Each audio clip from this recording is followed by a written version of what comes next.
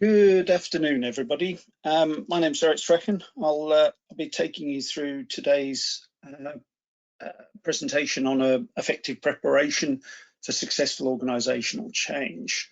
We've been working with a lot of different clients over the last several years, but really in the last 2 years, we've had quite a lot of clients coming to us asking us to make significant change to their organisation. Now, this could be for the obvious pandemic reasons, or it could be just simply that organisations have found reasons where the status quo, what they do currently or how they're organised currently doesn't meet their needs, either now or in the medium term. There are a number of different drivers for those changes. If you read anything about organisational change, there's lots of different categories of change or categorizations of change. The reality is that either an organisation decides that strategically it's going to move the way it does business or change the way that it delivers its business via a strategy change. Leadership can change, so you can get a different leadership style or pattern, or you can just get new leaders that want to operate things in a different manner. Organisational change can come about for a variety of reasons, the most common of which is mergers and acquisitions. Things change, organisations are required to merge. There's a lot of mergers in local government at the moment. Local government institutions are coming together and merging the way they work, if not the actual structure that they work in. That organisational change translates into the way you operate the business. People is obviously with any change, the people are the key recipients of the change, but they can also be the cause of change. If you lose particular people or you gain particular skills in an area and you want to make best use of them, then change can come out of that space. Technology is always moving. Technology moves on, technology changes, different technologies can cause different requirements for change in organisations. One of the most common ones we deal with at the moment is that people move from maybe managing projects in a waterfall direct manner to managing projects through agile delivery, and it requires different roles, it requires different organisational strengths, it requires sometimes different people to deliver different skills. And then finally, on my slide here, we'll talk about the market. The market moves, the market changes, and can leave organisations that are a little bit more dyed in the wool behind. So market forces can have major impacts on organisational change. This isn't a definitive list. There's lots of other things that can bring change to an organisation, but these are some of the key ones, and these are the ones that I have personal experience with dealing with over the last 18 months. So regardless of where that driver comes from, regardless of why we're doing the change, what do we need to do to prepare? What do we need to do to define? What do we need to do to actually be ready to deliver that change in an effective way? All right, regardless of the size, and we do changes that might be a few weeks, we do changes that might be a few years. There are ongoing change programs that we've been working with for very long periods of time. Regardless of the kind of change that you're doing, before you start, you need to evaluate that change. You need to work out what the future state's going to be. You need to understand what the drivers are that are going to take you there, why you're going there, what the purpose of the change is. Yeah, you need to create a future model that people can buy into. You then need to look at your current state. You need to understand its strengths, its weaknesses, the things that can carry forward into that new model, the things that can be modified to carry on into that new model, and the things that actually we just need to do without. Ultimately, what you're going to do is you're going to come up with a gap analysis. You're going to and again, that can be in terms of the organization. There could be parts of the organization that are missing or need to change. There could be people that need to be skilled or hired to fill skills gaps. There could be technology that isn't currently available, that needs to be purchased or changed. There's all sorts of different components that gap analysis needs to focus on. But you do that gap analysis, you look at the gaps, you plan what you've got to do, and you create a roadmap for change. Now, what I'm talking about here should be a relatively straightforward process, from a handful of days to a handful of tens of days. So, 40 or 50 days max, to actually map where you're going, map what you've got, and to work out how you're going to get there. That last one's vital to the organizational change. If you don't know where you're going, if you don't know what the steps are, then none of the preparation that we're going to talk about over the next 20 minutes or so is going to make one jot of difference. You need to know where you're going. You need to get people bought into that future state. You need to know where you're coming from and the lines that you're going to draw between those 2 points. So, okay, we do that assessment. What do we then need to do to start thinking about our organization? Well, there are various models in the industry for looking at your readiness for change.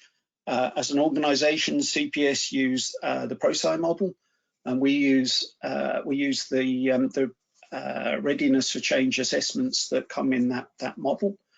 But there are a number of different models out there that you can use.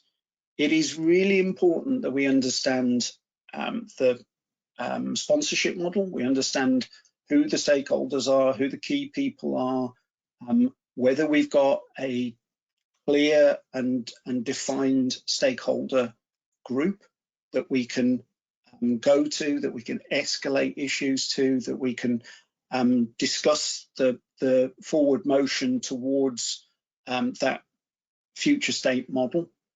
We need to ensure that those people are bought into that future state model, that they understand it, that they can stand up in front of people and talk confidently about it. We need to make sure that that strength of force is relevant to the change that we are enacting. There isn't an awful lot of point in having middle management sponsors if you're changing the whole organization from the top down. But again, there's not a lot of point in having very senior managers if all you're doing is changing an organization in one department. So you need to actually have that sponsorship model that suits and meets your agenda. We need to understand how complex and how difficult the change is. Is it something that has been done before? Is it something that is relevant to the organization? Is it something that's never been tried? Again, talking about the waterfall versus agile changes that we've been involved in recently. If an organization is not used to operating in a particular way and you're moving them to that model, you're going to need coaching, you're going to need preparation, you're going to need training, you're going to need all sorts of stuff. Whereas if you're moving to something that's a little bit more similar to what they do now, or the structure is a little bit more related to the structure that they currently work with, then you're going to have a slightly easier change. We need to look at risk. We need to understand risk profiles. We need to understand whether what the impact is of this change, how that change is going to affect both internal and external stakeholders. Is there an organizational integrity risk? Is there a risk to reputation? Is there an operational risk to the change we're doing? We need to understand all of those potential impacts, and all of those things come together in or are assessed up front and come together in a prepare change plan. So each and every one of those items needs to have actions around it. We need to work out what the change plan is that's going to support that roadmap that we defined in the assess or the evaluate section. We need to look at that roadmap and say, okay, how are we going to deal with these stakeholders? How are we going to get these people from there? How's this change going to be enacted? How's the technology going to be updated? How are the each piece of this puzzle going to come together in an effective change? We talk about 90-day plans. The timescale can vary, but we try and put together an immediate plan. If this is a tiny change with one department or one team, then you obviously your issue 90-day plan could become a 10-day plan. If this is the organizational change across 100,000 people, it might need to be longer. But we'd like to focus on the initial quick wins, the initial things that we can get over. What are the things that we need to do in the initial impact that will vitalize this change? We'll get the change understood quickly and get, shake up the people that are out there so that they understand that there's something coming, and preferably they've got a good idea of what that something is. Once we've got the change plans organized and we understand the actions that we're going to take for each step of the change, we then need to start thinking about preparation. So up to this point, this is a relatively closed group of people. We've been talking to stakeholders. You're making people aware. You're generally warming people up. But up to this point, the change team's been kind of working on its own with selected expertise being pulled in as you go to make sure that those change plans are going to be effective and that they actually operate for you rather than against you. But at this point, we actually start preparing and we start bringing in a wider audience. So we start getting the groundworks in place to actually allow this change to happen. So the first thing we do is we confirm the change approach with each and every stakeholder group. Okay, we talk to the sponsors, the people who are driving the change. They need to make sure, you need to make sure that they are bought into this change. But we now start contacting the people and groups that are going to be involved in delivering the change or accepting the change, or are starting to feel or will start to feel the hesitate to call it pain, but start to feel the change impact upon them. Okay, we start talking to the people and we confirm what we're doing with the key stakeholders in that area. Part of that change plan will be a communication plan. We start executing that. We start making sure that the wider organization, everybody that might come in contact with the change, may be affected, may just actually know someone that's been affected, starts to be touched and contacted by the communication plans. The communication plan should be integrated into the change plan as a whole, so that every time a change is actioned, there's a communication line or flow from that change. We set up change support sessions. The change needs to have feedback, and quite a lot of things I'll talk about over the next 10 minutes or so are about having a closed loop between the people we are nominally changing, or the organisations that we're nominally changing, and a feedback and support conversation between those people. So we set up change support sessions. We tell people when those are going to be. We trail them well in advance. We tell people that are going to be impacted that they're there.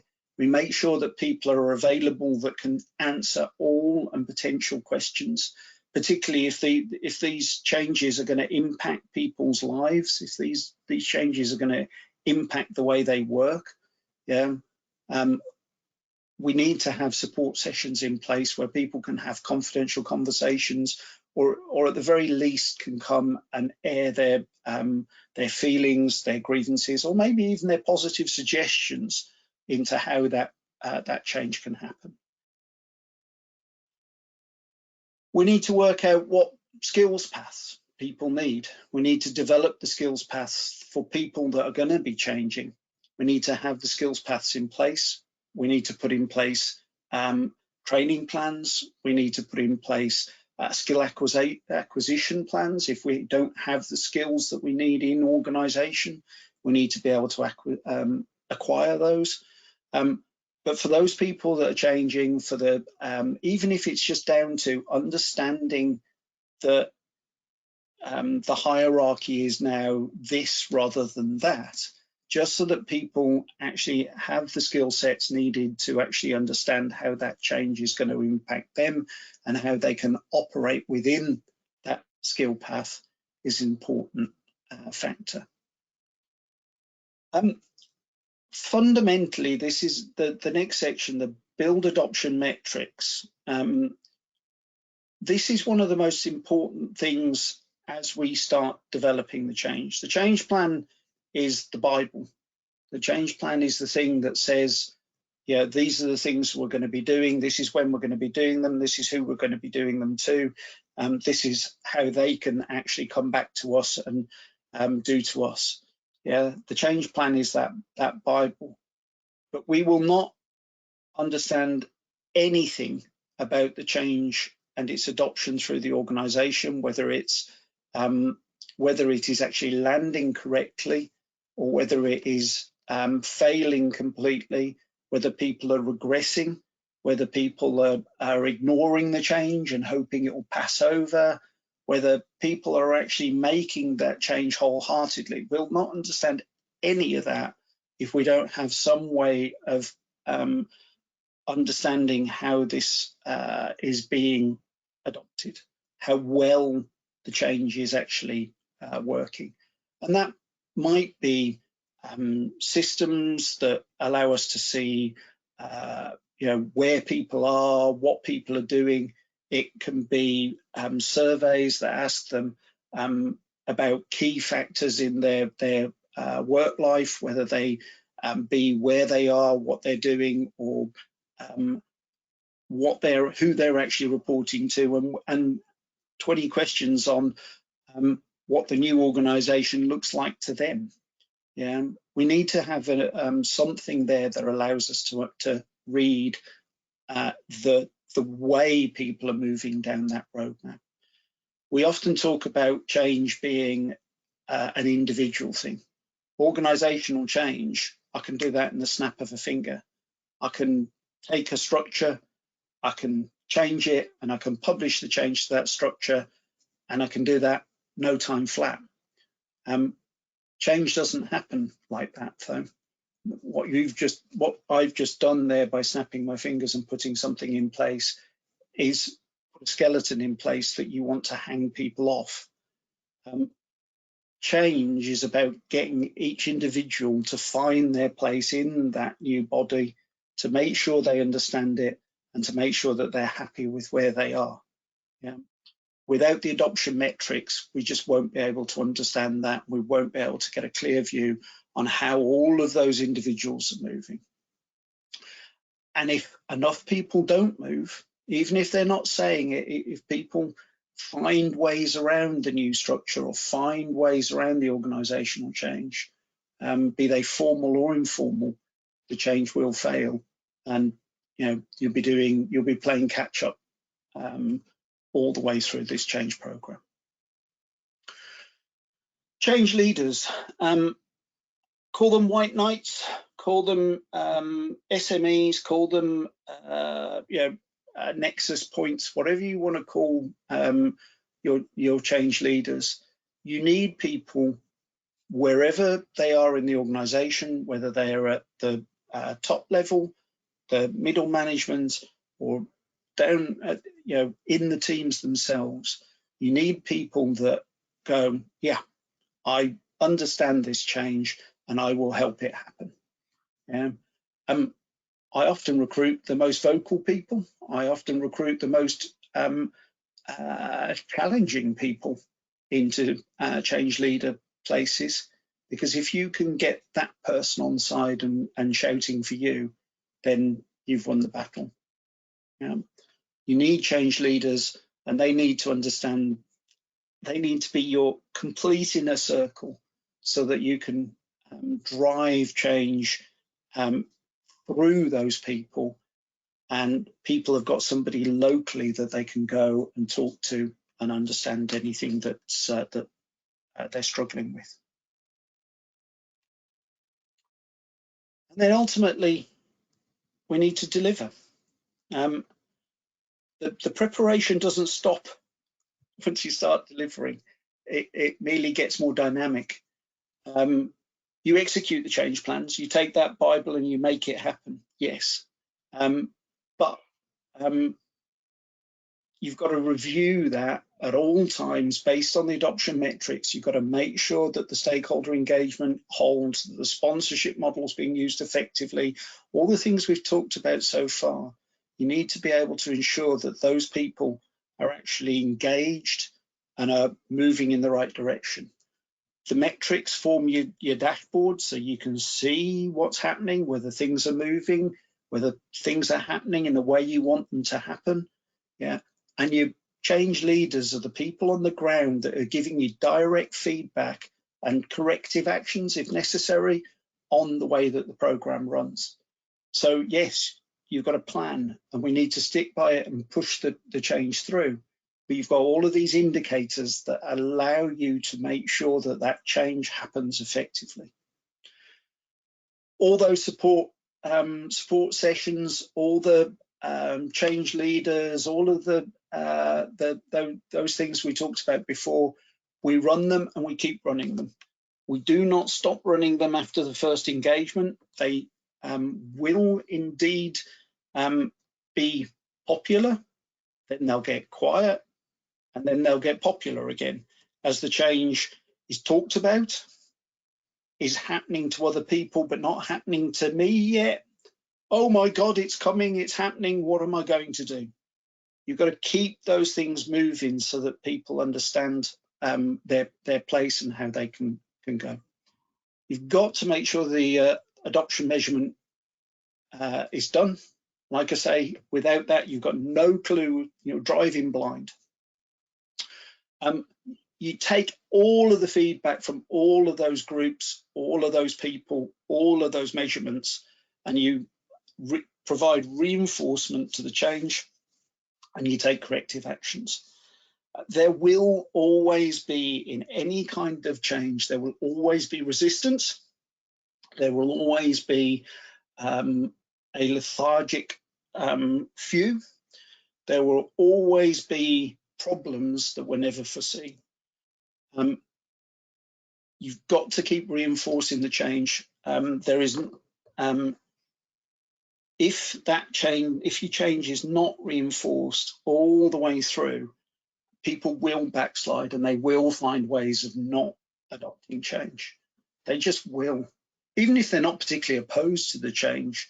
Yeah, the status quo is comfortable, it's easy, it doesn't challenge me because I've been doing it for a while. So I can't be bothered going to that training session. It'll never happen anyway. It's way too grand, this change. Oh no, I can't possibly see how that's going to happen. You've got to keep reinforcing. You've got to look at the adoption. You've got to identify points where things are getting bottlenecked, and you've got to open them up. You've got to look at the adoption measurements. There may be areas of the organisation that are not coming on as quickly as others, and that might require senior or middle management stakeholder engagement, because there may be branches of the organisation that are not bought in. Yeah, or you may have to go to individual teams, or you may just have to sort of take a few people and give them some special attention. It may be that they've just somehow missed the point. Yeah, so you've got to look at those people and help them along the way. Ultimately, as you're going along, we need to think about the launch and learn feedback sessions. What I mean by that is, look, we're doing launch sessions. We'll be talking to people about what they need to do. We'll be talking to them about how they do it, etc., etc. But we need to actually set up sessions that are there for them to be talked to, yes, but that they can give feedback and they can tell us how they've seen it all before and it's never worked because, or yes, I can see how that would work, but you've got to take this into account. There's nothing like folk to be able to give you the problem that you might have to address ahead of time if you engage with them effectively. If you engage with people directly, you will get that engagement. You'll get them bought in because they'll feel that they've contributed, but you'll also learn the kind of things that you would never learn unless you're talking to those people in that way. Okay. In summary, it actually is really easy. I say this a lot. If you talk to any of my colleagues, I use the phrase, but to me, this is really simple. I don't know why it's so difficult. It's one of the things I say a lot. But if I summarize what I've been saying, we need to understand where we are and where we're going. Yeah, we need to understand what the expectations on that is, what controls we're going to use, how we're going to report on it, how we're going to plan it. We're going to put together a plan, and we're going to understand where we're coming from, what we need to change. And then fundamentally, we're going to hit quick wins. Bog standard saying, I know, but the 90-day plan, we're going to hit things hard and quick and make sure that people understand what the change is, and we're going to instill confidence in people that it can be done. We're going to plan and replan, and we're going to talk to people about that plan, and we're going to engage them with it, and we're going to make sure that they understand their part in it. And we're going to deliver the outcomes of that change through people engagement. We can't deliver change remotely. Well, you can deliver change remotely, but you have to engage with people remotely as well. The last 18 months, if nothing else, has taught me that remote change is possible. It's just that you can't forget that you are talking to lots of individuals. You're not talking to a screen or a faceless group of people. They are a bunch of individuals, and you need to treat them as such. And as such, you can deliver effective change by keeping engaged with those people and pushing them through to a useful conclusion.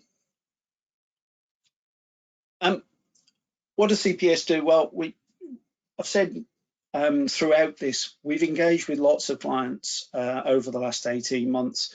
Some of this has been, like I say, driven by COVID experiences. They've been forced into change, either due to the way structures worked in their organisation being very face-to-face orientated and now having to work remotely, or more seriously by having to change their operational effectiveness to deal with influxes of ill or sick people. The way that organisations have to deal with the epidemic, the way they've had to change has been remarkable. But however we talk about the NHS as this group, but it again is a group of bought-in individuals who have to be taken on a journey. We work with people. We've worked with people in the NHS. We work with people in further education and universities. We work with organisations in transport and manufacturing, where they've just seen their operating model start to crumble around them because it no longer makes sense. We've worked with those people to make sure that we've got them over the hump, got them over the panic and the immediate need that's been driven by a shock. And I know, we all want COVID to be over and done with, but whether it's financial shocks, whether it's pandemics, whether it's just a shock to the markets that you operate in, you need to be able to deal with those shocks. We've supported people through those shocks, and then we've worked in parallel with them to open up the throttles and to change organisations effectively so that regardless of what the next shock is, they're able to deal with it in a more efficient manner. Okay, questions?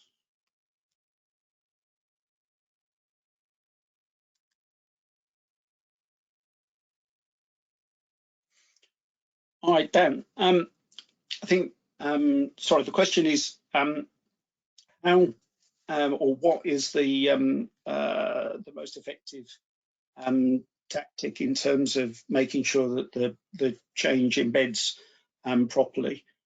I've been working with a university a lot lately, who had a lot of face-to-face operations. I would argue that the most important thing in all changes, I suppose I've said it during the session, is we need to measure the progress that we've made. We need to baseline what's being done before the change, and we need to monitor and measure the impact on people's well-being, impact on throughput and effectiveness, on efficiency. We need to measure all of those things to make sure that what we're actually, what the change is actually doing is actually making a change for the best. I think we've all seen rebranding exercises and whatever else that have changed organisations, renamed the organisations, made them different, bigger, stronger. But actually what's happened is the organisation seems to have lost market or fallen behind. We've got to make sure that the change that's in there is working. And of all things that I can advise, it's monitor that change and make sure that it's not having a detrimental effect. You will always see a dip in efficiency before you get a gain in efficiency. But ultimately, you should see a trajectory that takes you into a better operating model. That dream that we had at the beginning needs to be proven and measured to be effective. Any other questions?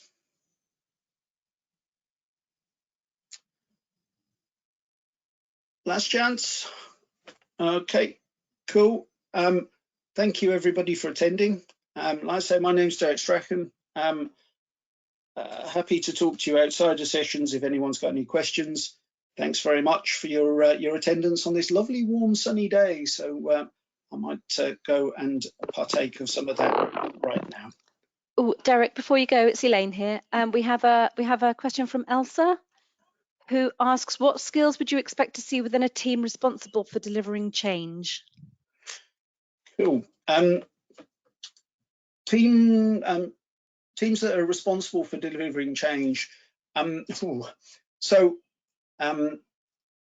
guess it depends on two questions. So the first question is change their standard remit? Is it something that they will be implementing over and over again? Or is it something that they're going to implement and then be part of?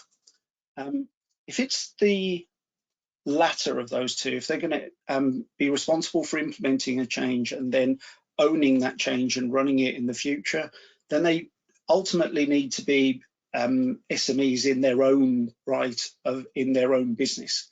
So it's great knowing the change, it's great understanding what change is about, but you really need to be someone that the organization can look up to and respect, so that you can carry people through.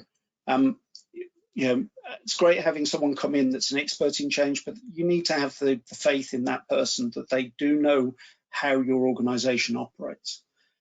If I go back to the former group, the group who are responsible, large organizations quite often have a change team who are responsible for delivering change across the organization over repeatedly, whether that be small, large, or otherwise.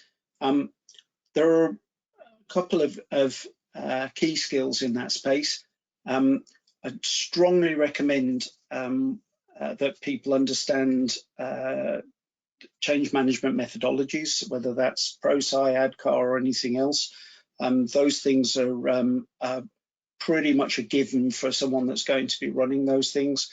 But also, at the end of the day, this is about communication, and it's about empathy and understanding and being able to deal with people. So a lot of the skill sets that a good change manager has are kind of strategic, and being able to understand how to implement a strategy at both a high level and a detailed level, but also almost HR in nature. They're about that being able to operate with, and if need be, being strict with the people that the change is happening to.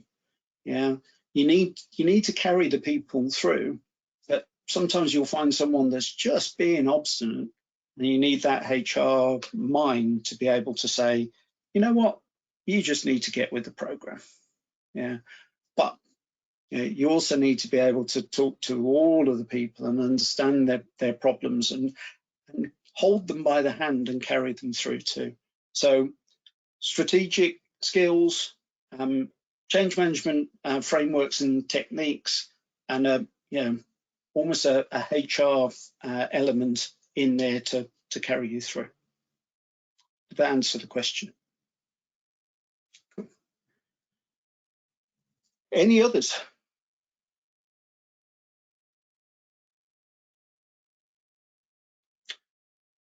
Okay, thank you everybody. Have a lovely afternoon. I hope to see you again sometime.